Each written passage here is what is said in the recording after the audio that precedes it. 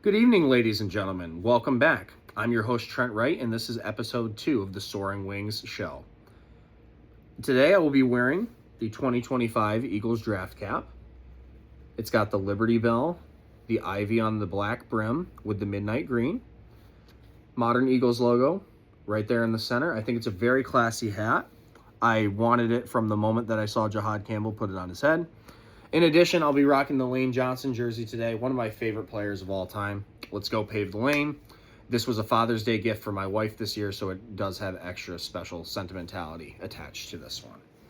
Okay, so let's begin. This is going to be part 1 of a multi-part series in which I go over the golden age of Eagles football, an age that I think we are currently living in. Today's episode will focus on the mastermind behind the whole operation, which would be Howie Roseman, aka Wowie Roseman, as I like to call him. But before we get into that, we should go over the reasons why I do think we are in the golden age of Eagles football. So here's some brief stats for you. Since 2016, the Eagles have a win-loss record of 101, 63-1, which is a win percentage of roughly 62%. If you remove the COVID year, our record is 97-51. Which was a bottom-out year in which the team went 4-11-1 and is widely considered one of the worst seasons in Eagles history, and also an outlier in this decade span, considering we only had 2 losing records in the span of the last 10 years. In that time, we have also achieved 10 playoff victories, for an average of 1 playoff victory per season, 3 Super Bowl appearances, 5 NFC East titles, and 2 Super Bowl wins, one of which came over Patrick Mahomes, and the other came over Tom Brady, 2 Hall of Fame quarterbacks who were at the peak of their powers when we played them. In addition, we have had 37 individual players make a Pro Bowl in this decade span for a total of 44 individual selections. That's an average of 3 Pro Bowlers a year. Thank you, Howie. But to really understand where his genius comes in, I think it would be best to start with the 2 title runs in which he was successful. So let's go back to 2017. In the 2017 Super Bowl, in which the Eagles were able to achieve their first victory, every single point scored in that game has Howie Roseman's fingerprints on it. What do I mean by that? First touchdown of the game was Nick Foles, a Howie Roseman free agent acquisition of that offseason, throwing a touchdown to Alshon Jeffrey, another Howie Roseman free agent acquisition. The second touchdown was scored by LeGarrette Blount, a Howie Roseman free agency acquisition from the previous year. The following touchdown would be scored by Nick Foles in one of the most famous plays of all time in Super Bowl history, the Philly Special. The following touchdown would be scored by Corey Clement, an undrafted free agent that we signed that offseason leading up to the 2017 run. The only reason we were in the game to begin with, though, was because of the Howie Roseman draft pick in 2016, choosing to draft Carson Wentz with the 2nd overall pick. With his MVP level performance in 2017, we were able to coast to an 11-1 record, meaning that Nick Foles just had to hold things together down the stretch to get us into the playoffs. Nick would then go on a legendary run, but he would have never been able to do that without Carson setting him up so nicely for that 1 seed. And having home field advantage throughout the playoffs proved crucial that year. But back to Howie. All of the points in terms of extra points and field goals, special teams points that is, were scored by Jake Elliott, a kicker that Howie had signed that season. A rookie kicker, in fact. So you can see from that first title run alone how Howie's impact was felt in every area of the game offensively. But let's not forget the biggest play of the game, the Brandon Graham strip sack. It is iconic to me and almost poetry that Brandon Graham, the very first Howie Roseman draft pick from 2010, was the one who had the strip sack to seal the game in our first Super Bowl victory. And who picked up that ball once it was fumbled? A first-round draft pick from Howie, Derek Barnett, from that year. So as you can see, every part of that game, every part of the title run has Howie's impact can be felt. It reverberates. But another thing I love about Howie is he learns from his mistakes. He didn't hold on to Doug Peterson after Doug bottomed out in 2020 with the 4-11-1 record. Even though he was a Super Bowl winning head coach with multiple playoff wins under his belt in different seasons, Howie felt it was best to move on and go in a different direction towards Nick Sirianni, who would eventually win a Super Bowl and appear in 2. And Nick is still currently coaching with the team, so who knows how high his ceiling is. We'll have to wait and see. But Howie always is willing to admit that he's made mistakes. When Carson Wentz had a significant regression in 2020, just like Doug Peterson, Howie decided to move off of him for a conditional first-round pick based on Wentz playing 75% of the snaps for his new team, the Colts, and a second-round pick. Howie would eventually flip those picks into players such as A.J. Brown and Cooper DeJean, who would both have tremendous runs with the Eagles. Coop still being on the team, and AJ having the most productive 4-year stretch of any receiver in Eagles history. One of the greatest examples of Howie learning from his mistakes, however, was how he addressed the receiver room.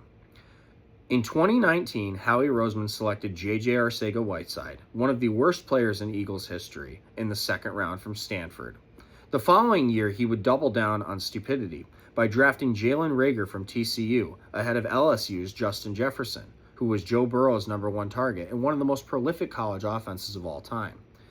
Now, instead of continuing to triple down on bad receiver prospects, Howie went with the most surefire pick at the receiver position that we've seen in the last 20 years by drafting Devontae Smith in the 2021 NFL Draft.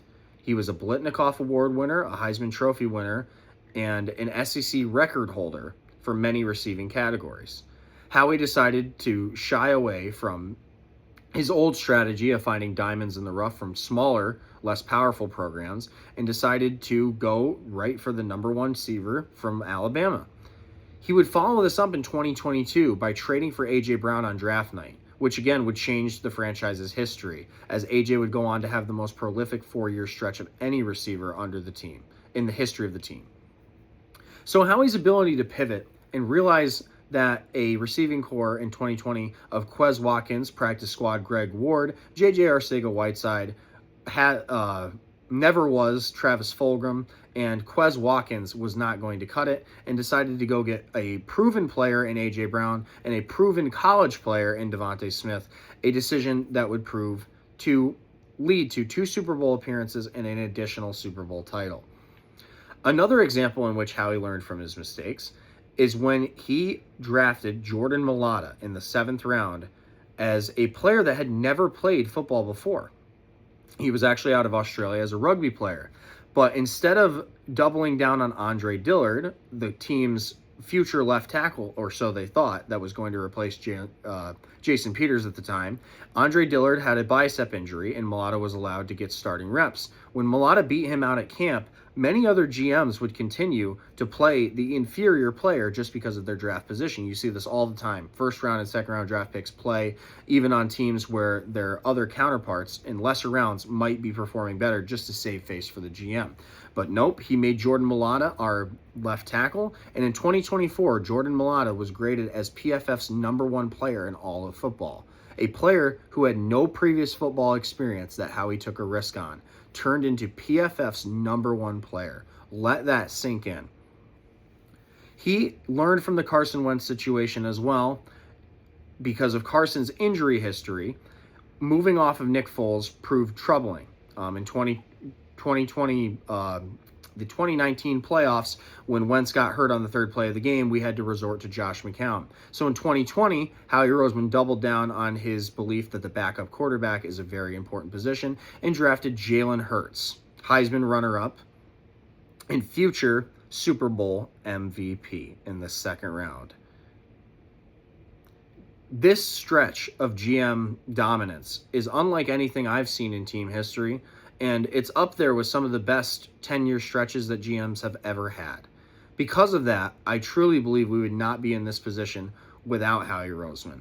If we look at the 2024 run, for instance, players such as Cooper DeJean and Quinyon Mitchell were acquired in that year's draft. And this is rare because the Eagles had, I don't believe, ever drafted corners in consecutive 1st and 2nd rounds. But it proved fruitful. By their 2nd year, both Q and Coop had made a Pro Bowl and an All-Pro team. In addition, they had 3 interceptions in the 2024 title run. Hugh had two, one against the Commanders, one against the Packers, and Coop would have his famous pick six on his birthday in the Super Bowl of Pat Mahomes. We also brought in Saquon that year. Well, not we, but Howie. He took a risk on a player that many thought was washed, but that was simply not the case. It was just that the Giants suck and their offensive line sucks, but we can go into that at a different time.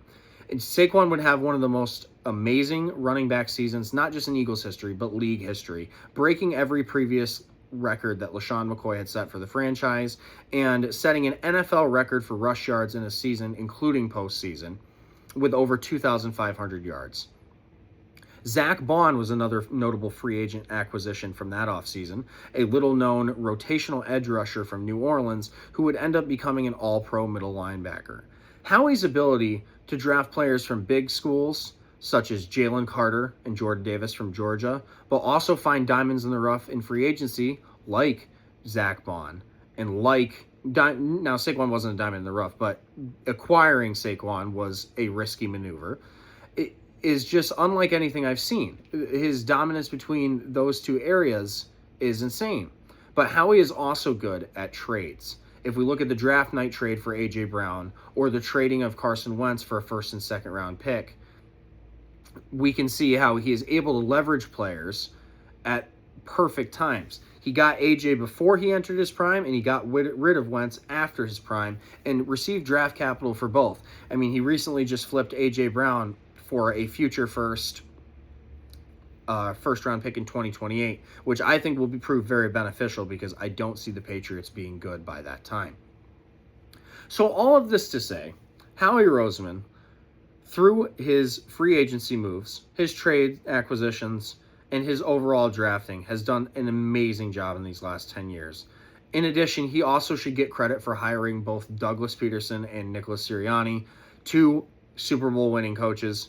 I would argue two of the top three best coaches in Eagles history. I think the order should go Nick, then Andy, then Doug. Or you could put Nick and Doug ahead of Andy because Andy, frankly, never won a title with this team. But to have that level of success and sustained dominance over 10 years, you have to have somebody in charge like Howie Roseman. In the next episode, I will be going into Jalen Hurts, the quarterback that is currently at the helm of the Philadelphia Eagles, and who is one of the main reasons why I think this golden age will stretch at least another 5 to 10 years. Join me then. Until then, like, comment, subscribe, and as always, stay soaring. This has been your host, Trent Wright, and I'm signing off.